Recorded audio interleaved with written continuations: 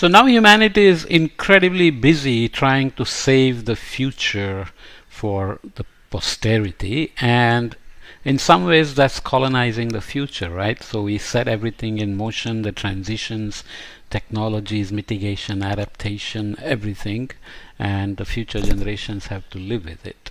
If we don't do anything, they have to live with the climate change. So either way, we are colonizing the future. But then all this talk about global warming targets and carbon emissions, net zero, decarbonization, also needs to follow some core principles in terms of the integrity of these things that people are doing, like offsets or sequestration, etc.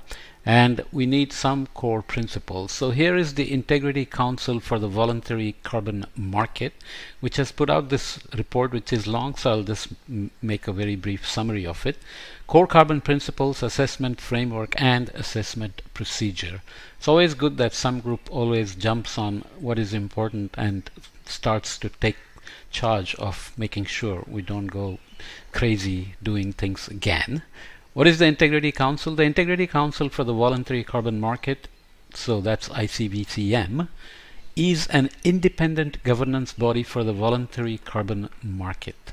Its purpose is to ensure that voluntary carbon markets accelerate progress toward the objective of combating climate change. It will set and enforce a global threshold standard for carbon credit quality, drawing on the best science and expertise available, with a view to also ensuring that high quality carbon credits efficiently mobilize finance towards urgent climate action. All good. It's a voluntary independent governance body, so how they will manage to implement and get participation will also depend on how the voluntary carbon market grows, and if peer pressure continues to grow as a way for corporations, industries, people, governments, and nations to do the right thing towards the global targets of net zero decarbonization and global warming targets, then we'll be off to a good pathway. Let's look at the definition of core carbon principles. These are just a bunch of texts that I'm going to read, and the whole report is very detailed in terms of all the assessment framework and procedures that you should read up if you're interested. I'm not going to go into those details here. So the definition of core carbon principles, this document defines CCP's core carbon principles for identifying high quality carbon credits. The CCPs form the basis of the Integrity Council's assessment framework, which elaborates criteria to evaluate whether carbon credits and carbon crediting programs reach a high quality threshold.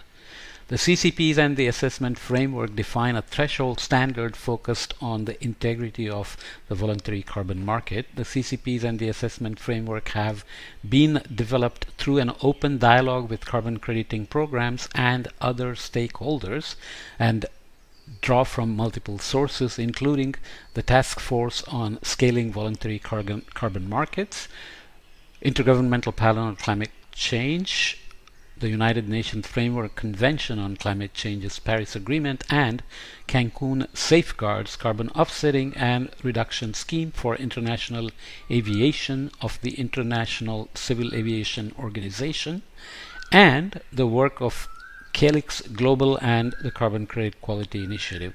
So when things are co-developed with all the key stakeholders, obviously they have a better chance of being a success. There's a nice bird call outside. I hope it's coming through.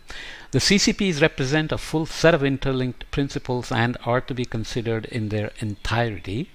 They inform and guide the assessment of carbon crediting programs and different categories of carbon credits.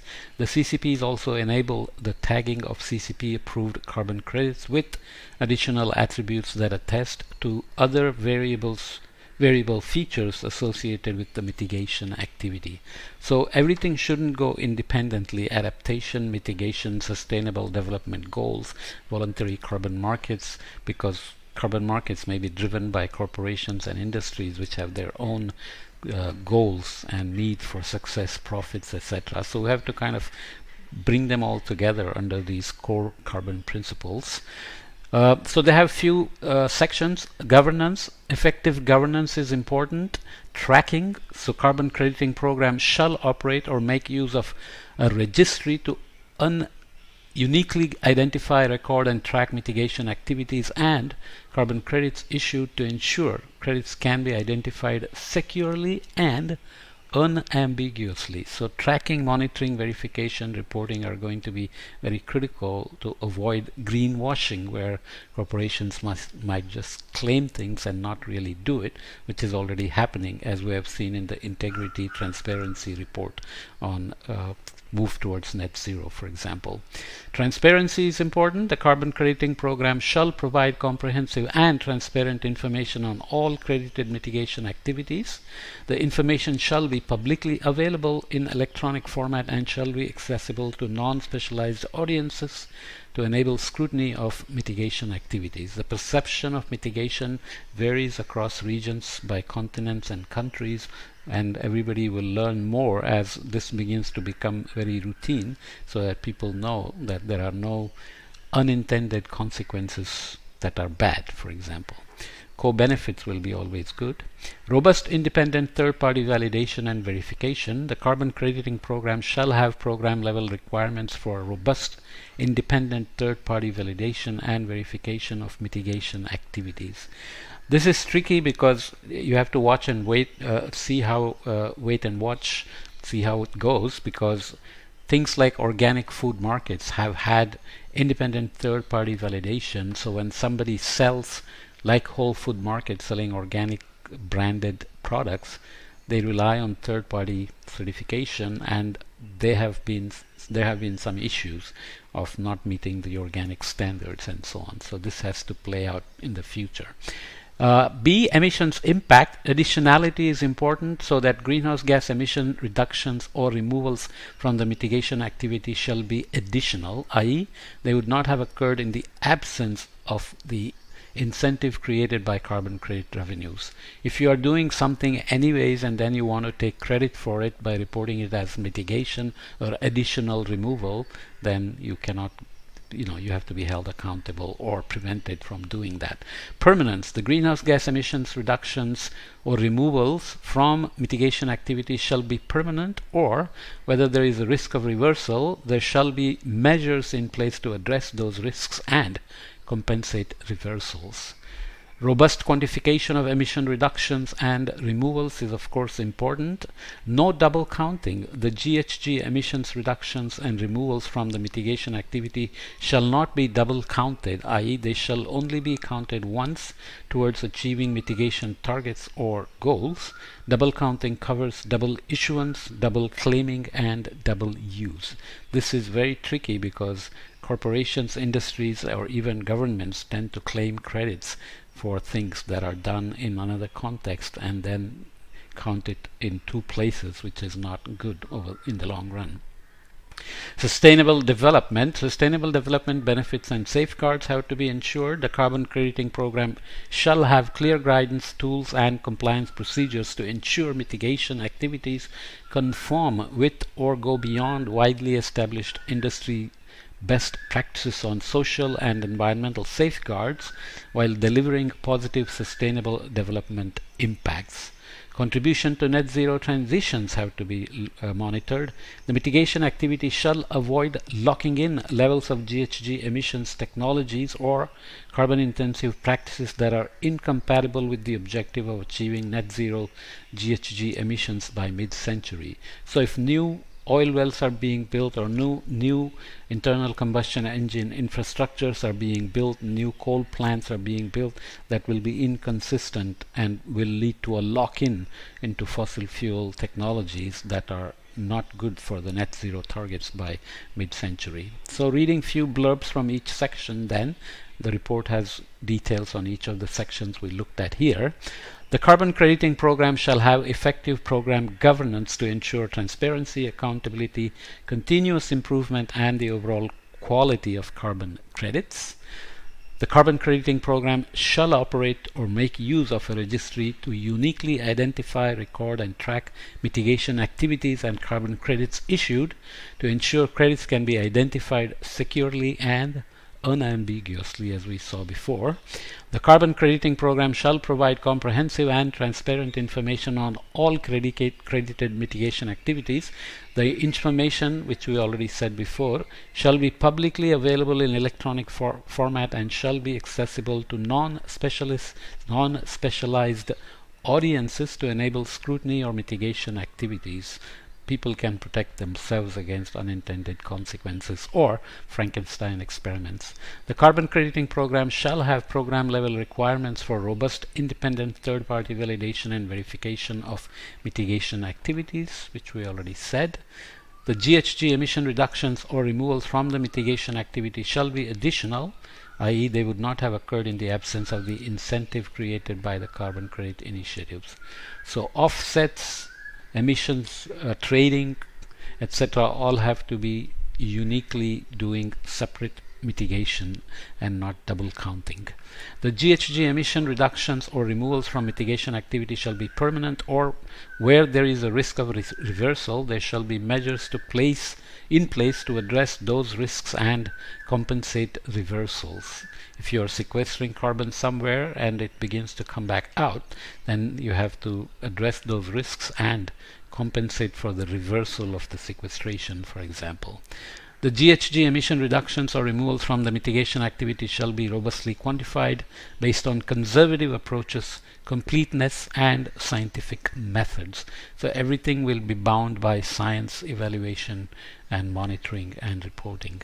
The GHG emission reductions or removals from the mitigation activity shall not be double counted, as we said, i.e. they shall be only counted once towards achieving mitigation targets or goals. Double counting covers double issuance, double claiming, and double use. I'm reading some of these again so that the text without figures can still stick. Usually figures work better for these things. The carbon crediting program shall have clear guidance, tools, and compliance procedures to ensure mitigation activities conform with or go beyond widely established industry best practices on social and environmental safeguards while delivering positive sustainable development impacts. ESG, environmental, societal, and governance, have become a compliance issue now. So the data that needs to be collected is already having an impact. For example, the bank failure, the SVB, Silicon Valley Bank, that failed recently in the US, some political parties started saying that was caused by ESG reporting requirements. So you can see how politics plays when you want to avoid or inhibit or put a barrier on climate action, then it will be used as a tool in various contexts in a rather dangerous way, so we have to always watch out for those. Mitigation activities shall avoid locking in levels of emissions, technologies, or carbon intensive practices that are incompatible with the objective of achieving net zero GHG emissions by mid-century. So countries like India and China, which are still struggling to meet the energy demand to keep up their economic growth, have a tendency to invest in coal, which ends up being a lock-in and delays the phase out of coal, which is very essential to meet the net zero targets.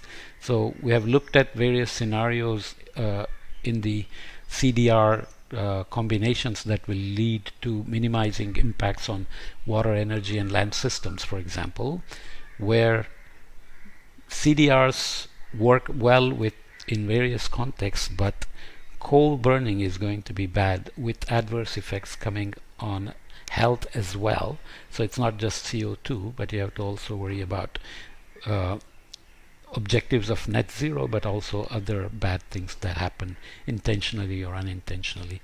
The GHG emission reductions or removals from mitigation activity shall be additional.